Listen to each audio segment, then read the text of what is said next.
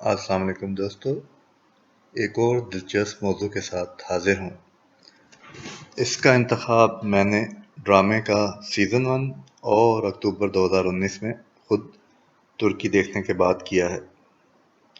اس میں کوئی شک نہیں کہ ترکی ان چند مسلمان ممالک میں سے ایک ہے جو کہ نسبتاً ترقی یافتہ ہیں اور ان کی زیادہ تر آمدنی تیل کی وجہ سے نہیں ہے۔ اس میں بھی کوئی شک نہیں کہ ترکی ان چند ممالک میں سے ایک ہے جہاں پاکستان اور پاکستانیوں کی گڈ ول ہے، یعنی وہ اچھے دوست کی نظر سے دیکھتے ہیں۔ اسی وجہ سے کچھ ماہ پہلے انڈیا کی نیوی نے ایک ترک کمپنی کو کچھ بحری جنگی جہاز آرڈر کرنے کی کوشش کی تاکہ پاکستان کے تعلقات اور نیوی کے آرڈرز کے مقابلے میں ترکوں کو لالچ دی جائے، مگر خود انڈیا کے اپنے اداروں نے سیکیورٹی خدشات کے باعث اس پلان کو رد کر دیا۔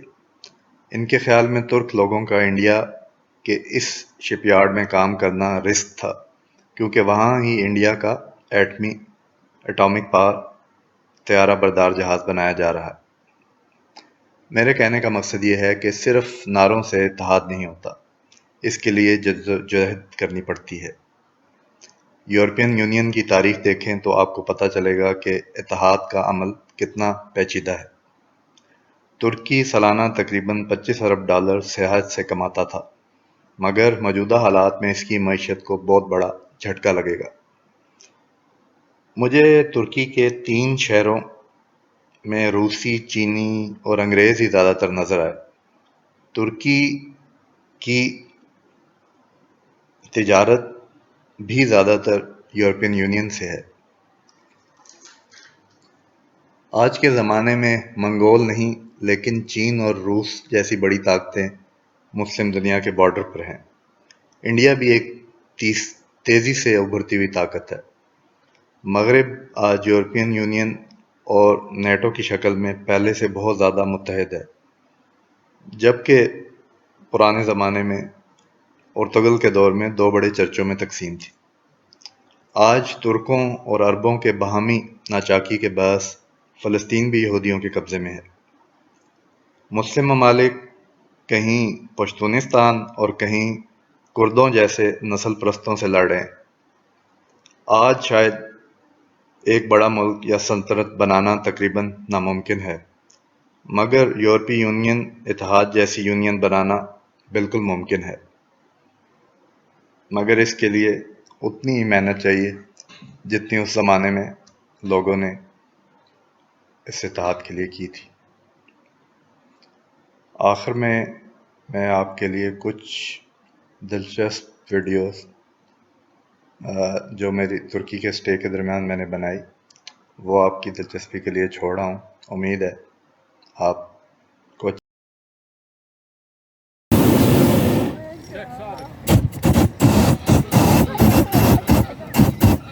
See you tomorrow morning.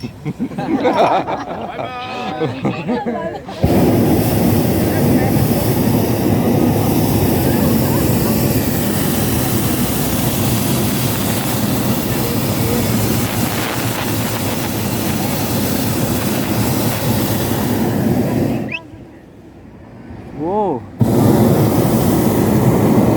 漂亮，好美啊！好美啊！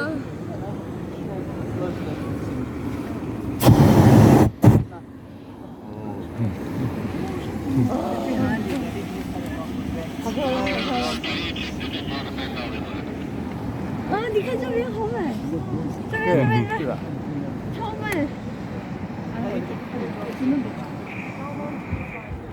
你负责拍照，我负责摄像。那边还有好多，你看那边。哪边？那边还有好 Everyone, you 多。 are happy? Yes, I am very happy. Today my first flight. The solo flight. First solo. Yes, today first.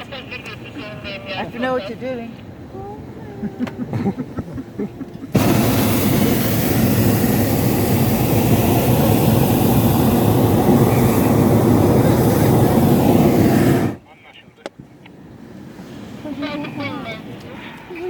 Có 会的。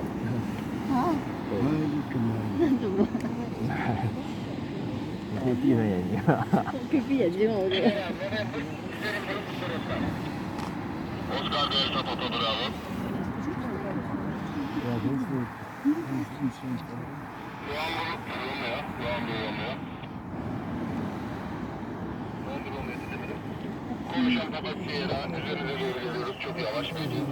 Çok.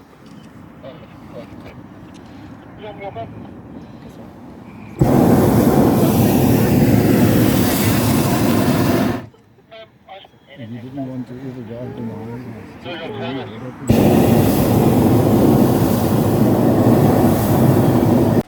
Let's see. Look, this is cotton. She needs two verticals. She goes in between one side, all around the other side. Can you see that she made two loops, two circles? So we call it double knot. She pulls it down. She cuts it off with a knife. One more. She's going to make one more.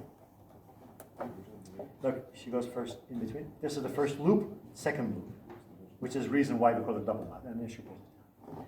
Can we say, ladies and gentlemen, can you say knots are like pixels? Does it make sense? Yeah. Pixels? Right? So she makes every pixel by hand on the paper here. The graph. She will make all of them. This is a part of it though.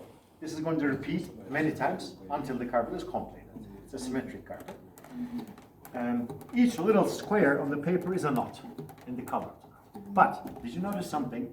Look at her. She doesn't look at the paper at all. Maybe sometimes. Most of the time she doesn't follow it. Why? Because she memorizes it, right? She puts everything in mind together. She makes it by heart, no help. She is also free to make her own family design. Because if you ever go to any Turkish house, most probably you find the handmade carpet coming from ancestors, from the old generations today. So, because one handmade carpet will last 10 generations. Is there anybody coming from native English-speaking country? Native English? No? But you all speak English, and you know the word heirloom, they say. Heirloom is used for like family heritage, right? Family.